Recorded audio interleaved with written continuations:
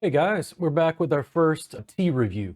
Really excited to move on to other ventures. It's really nice to try out different food and beverage items, give you a little bit more of a window into my world and what I spend my time with. I have been looking at teas for quite some time, and unlike the high class aficionados on TikTok, I'm not breaking apart the cake with this like lovely tea. I'm sure it's great, by the way. They have these little tea sets where they pour the tea over these little ceramic figurines and things. I haven't quite figured all that out. I order my tea from Adagio. I grew up on Southern sweet tea, good Southern kid in Baton Rouge, Louisiana. I've gotten to a point where I realize I like bitter in my diet, so I really like green teas, which I started drinking primarily because of Andrew Weil. He recommended them because he was saying that they were good for general health and well-being, high in antioxidants. I started looking at white teas and then eventually oolongs, which I particularly enjoy. Much like the alcohol reviews, there's all these really interesting flavors that come along with these different items. This white tea in particular, I find is very light, very crisp, kind of refreshing. If you want something that's not overwhelming as a loose leaf tea, I think this is a good choice.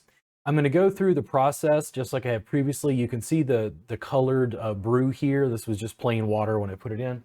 I'm going to go ahead and pour this so I can let this cool a little bit while I do the smell test, if you will, on the container, on the loose leaf tea itself. I'm going to go ahead and take this out so it doesn't keep steeping for that little bit. Let it drain and then set it to the side. I wouldn't say that the white teas from Adagio have been my favorite. I think some of the oolongs are particularly interesting to me and my personal favorites if I'm going to sit down and have tea. I also steep the oolongs twice instead of the white teas that I only steep once. But let's get a good flavor set off of this.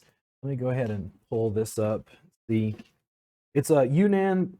I think it's Pu'er White, and I've got it up on the screen there so you can check it out in a second. Reminds me, I think, just a little bit, maybe think of pine needles. I think primarily because of the shape. There's almost like an evergreen note to it. It makes me, the closest example I can think of is like pine cones or like pine needles. There's a loose, almost like hay, almost vegetal notes to it. It's more light and aromatic. It reminds me maybe just a little bit of jasmine. I want to see if I can get a close up of the leaves there. They're focused in.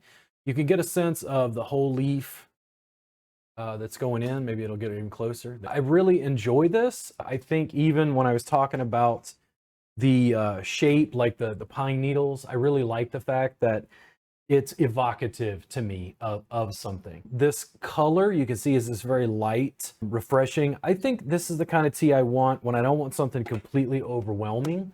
The oolongs are a bit smokier. They're more challenging to my palate. I think I'm making a bigger commitment because in my case, I'm going to be drinking about 4 cups of tea probably from that. I'm gonna let this cool just a bit more. We'll screen share and show their website. I always find this interesting when I get to this part of the show. Adagio has a lot of different options. This tea, it looks like, if I go back a screen, was actually on sale. Let me see if I can find it here. Not that I don't mind a 5-cent coupon off. Yeah, it was a 25% off sale. They're saying it's about $1.15 a cup.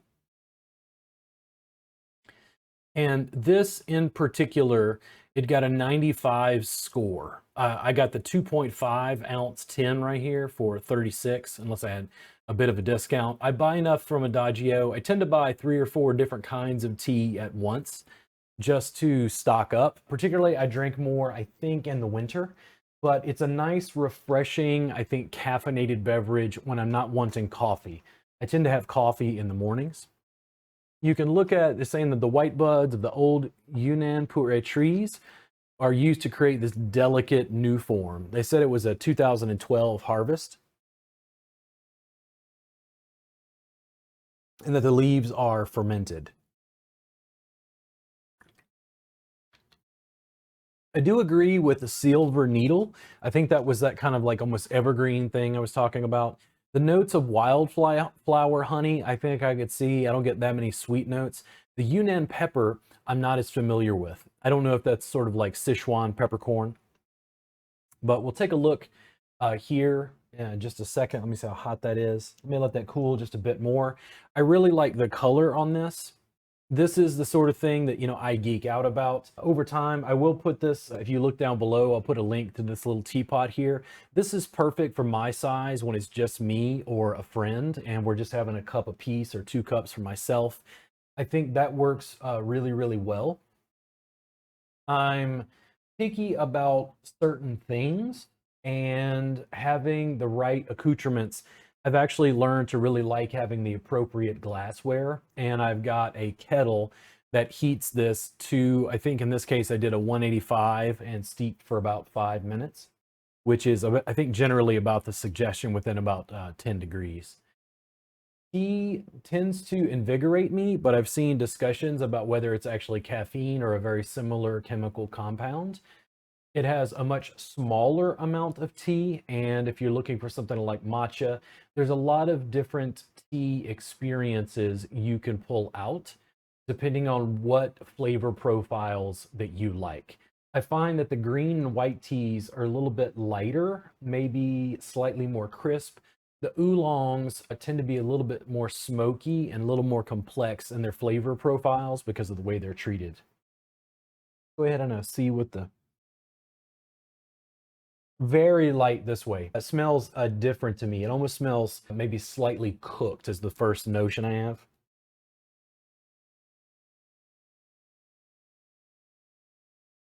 I think it's just about getting to the right temperature. I only do a single steep with these teas. I was working towards the end of this package. This is one that I would buy again. I did like this. This is the sort of thing that particularly in winter when I'm trying to warm up, when I'm doing work at the computer, it's very common for me to sit down and make tea to focus on what I'm doing.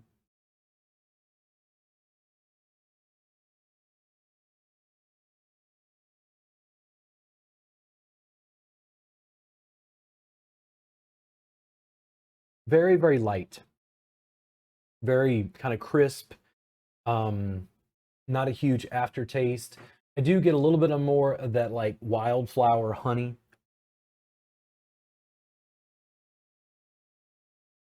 Very light pine needles, pine cones. It makes me think of stepping into an evergreen forest and like pine needles on the floor. Makes me think of that smell, like good earth.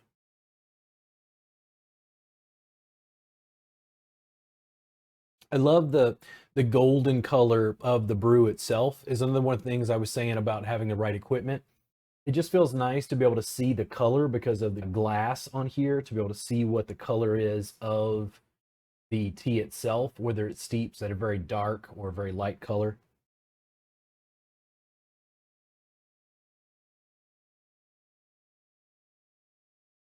It's light, it's not overpowering, it's not overwhelming. I can't imagine, particularly in my case, pairing this with food. I think more of having tea on its own. That's something interesting I could do research on. This is something where if I'm deep in thought, I'm working on the computer, reading a book, I want to sit down and have some nice tea, something that's warm and kind of refreshing. And again, if it's cooler temperatures, I really like tea in winter. I notice that there's a certain seasonality to the beverages that I have. I mentioned that in an earlier Salud episode about Oktoberfest and the Marzen. It's interesting to start to pick up a cyclical nature about seasonal beers, and then also the way I seasonally deal with certain drinks. In the summertime, I tend to have cold brewed coffee in addition to warm coffee, but I'm certainly in winter going to drink warm coffee in the morning. I also, towards the fall and winter, tend to prefer whiskeys and scotches. In summertime, it's a lot more beer and I think like gin, frankly.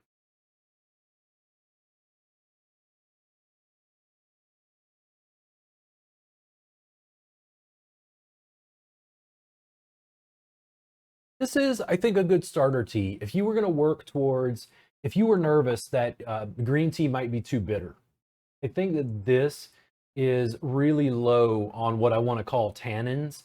It's really low on that bitterness. I mean, just the very, very beginning. It's certainly not sweetened, though I'm sure you could choose to do that.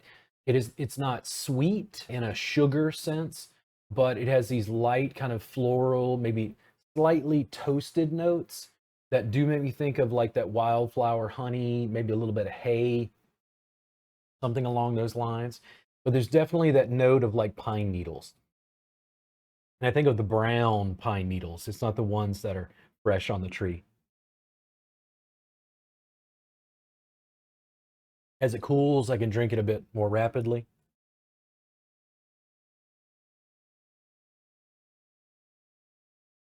Very soothing on my throat and palate. It's very tasty, but again, not overwhelming. I think that this is an excellent tea for its price. If I remember, it was for 2.5 ounces, it was $36. That seems like a lot, but this is one of those small things in my day that I enjoy. I enjoy sharing with friends. It feels nice to be able to give them a nice cup of tea, a sort of health laden beverage that I think is good for people. It also means that I drink typically less soda, less caloric content from sugars. Overall, if you wanted to go with the smaller package and the sample, I think that'd be fine as well. But each time I bought it, I think it's been in this. I typically order about $100 at a time worth of tea from Adagio. If you have major complaints about that and you're watching this, by the way, maybe you want to school me on it. So feel free to let me know. I'm just learning about tea, learning about beverages, kind of documenting the process and the time that I have. I think this is a wonderful starting point for somebody who wants to try a tea that is not completely overwhelming to your palate and is not too bitter.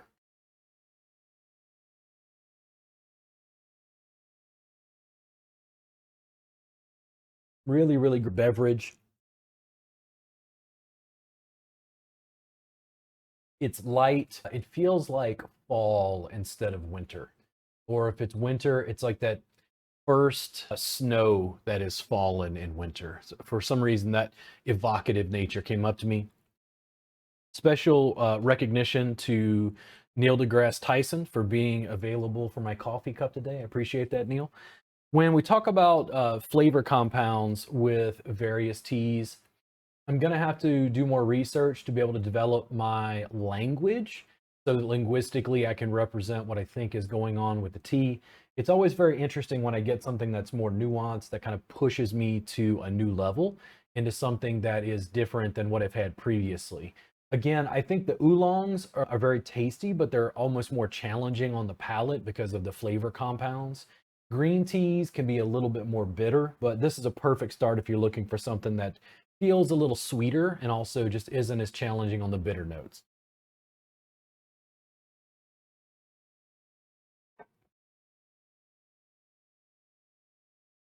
Warm, very light honey. The viscousness, the viscosity, even though there's a flavor slightly of that sort of wildflower honey, it's a very light brew itself. Very, excuse me, very not watery, but it's like the viscosity of the tea. It's like it picks up so little of what's there that it doesn't feel overwhelming. It's not like a thick, liquid. It's just very, very watery, even though the flavor profile is still there with the pine needles.